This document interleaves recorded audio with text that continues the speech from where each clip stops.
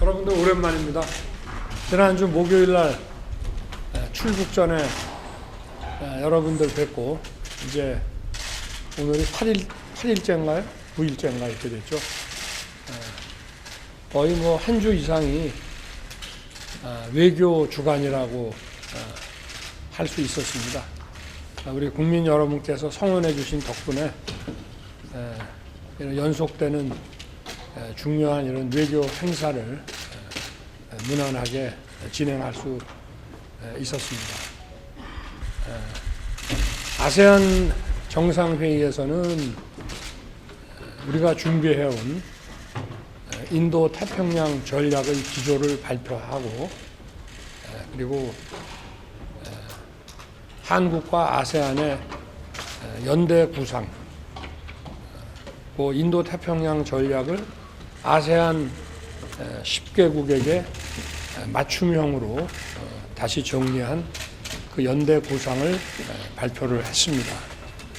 그리고 여러분 다 아시다시피 한미일 정상회담이 있었고, 한미일 정상회담은 북핵에 대한 그 안보뿐만이 아니라 경제 안보와 또 기후 보건과 같은 그런 글로벌 이슈에 대해서도 3국이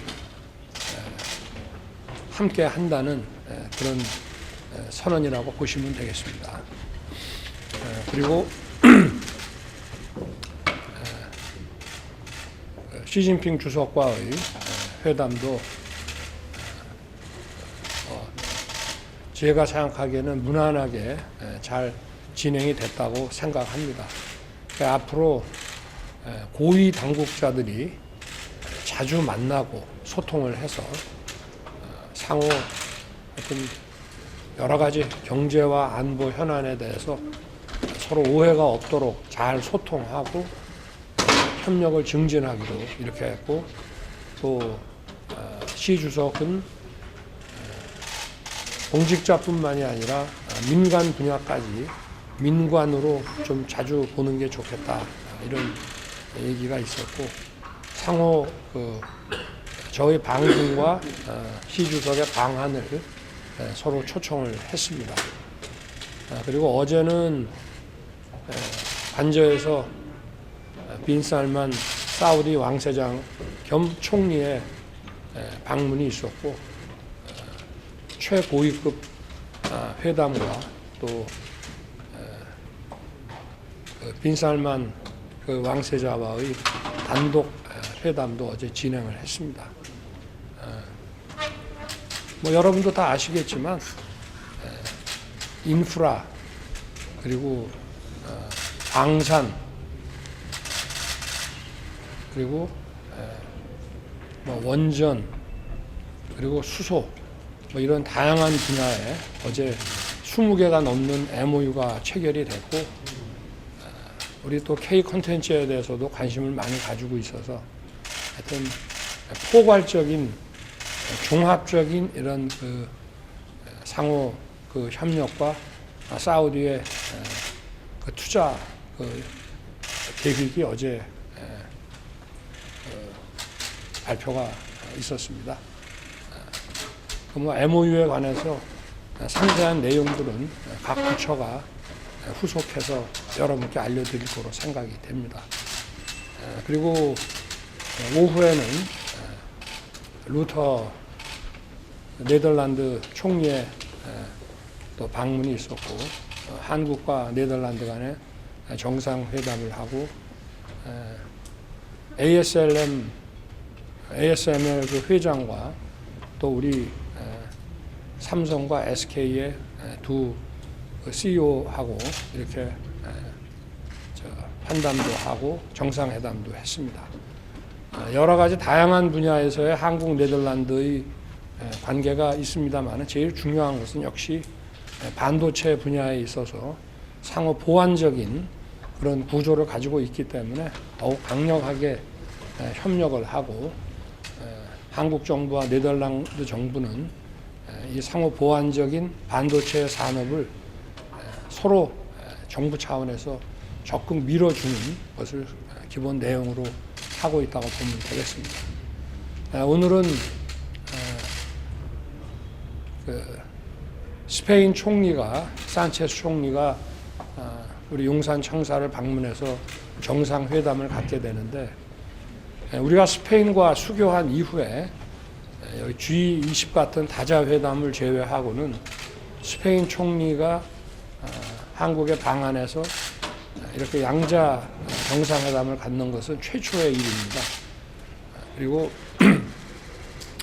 스페인도 지금 제가 나토 그 회의 때 가서 스페인 기업인들을 만나보니까 이런 신재생 에너지와 첨단 산업 분야에 대한 한국 진출을 굉장히 기대하고 있고, 또 이런 신재생 에너지 부분은 벌써 세계적인 큰 기업들이 국내에 와서 여러 가지 타당성 조사를 하고 그러는 과정이 있습니다.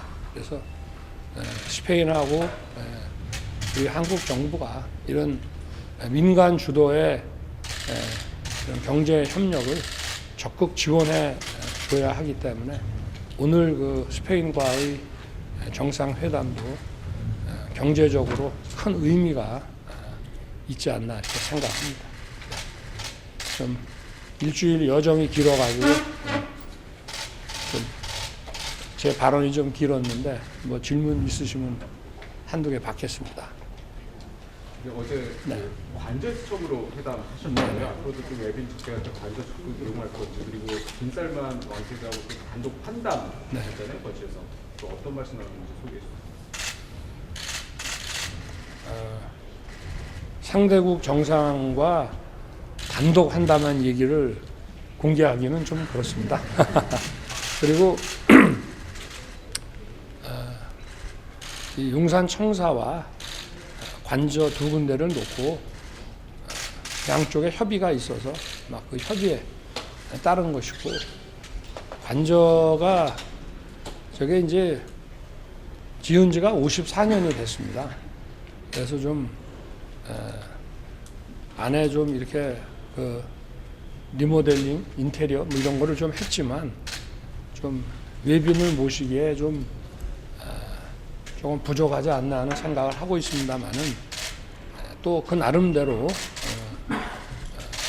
국가의 정상의 이런 개인적인 공간을 보여주는 것이 또 별도의 또 의미가 있기 때문에, 그래서 어제 굉장히 기분 좋은 분위기에서 이루어졌고, 또 뭐 다음에 이런 정상회담을 또 관저에서 할지는 저는 또 그 상대 측하고 협의를 해봐야 될 것 같습니다.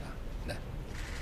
대통령, 전용기에서 특정 기자들만 부르고 시간 보낸 게 언론이 들뜨기가 좀 부적절하다는 비판도 있는데 어떻게 생각하세요? 그래서 거기에 대해서는 제가 제 개인적인 일입니다. 제가 뭐 취재에 응한 것도 아니고. 자, 또 공적인 공간이었는데요. 또 없으십니까?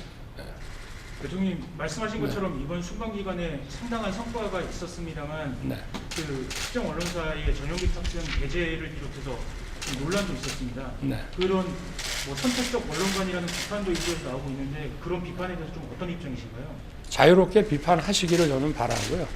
저는 언론의 또는 국민들의 비판을 늘 다 받고 또 마음이 열려 있습니다. 다만 MBC MBC에 대한 그 전용기 탑승 배제는 우리 국가 안보의 핵심 축인 이 동맹 관계를 사실과 다른 그런 가짜 뉴스로 이간질하려고 아주 악의적인 그런 행태를 보였기 때문에 대통령의 그 헌법 수호 그 책임의 일환으로서 그런 부득이한 조치였다고 저는 생각을 하고, 언론도 입법, 사법, 행정과 함께 민주주의를 떠받치는 4개의 기둥입니다. 예를 들어서 사법부가 사실과 다른 그런 그 증거를 조작하고 해서 만약에 어떤 판결을 했다고 할 때 국민 여러분들께서 사법부는 독립기관이니까 거기에 대해서 문제 삼으면 안 된다고 하실 건 아니지 않습니까? 그래서 저는 언론의 자유도 중요하지만 언론의 책임이 민주주의를 떠받치는 기둥이라는 그 측면에서 매우 중요하다고 생각합니다. 더구나 그것이 국민들의 이런 안전 보장과 관련되는 것일 때에는 그 중요성은 이루 말할 수가 없다고 생각합니다. MBC가 뭘 악의적으로 해서 하는 거죠? 뭐가 악의적이에요?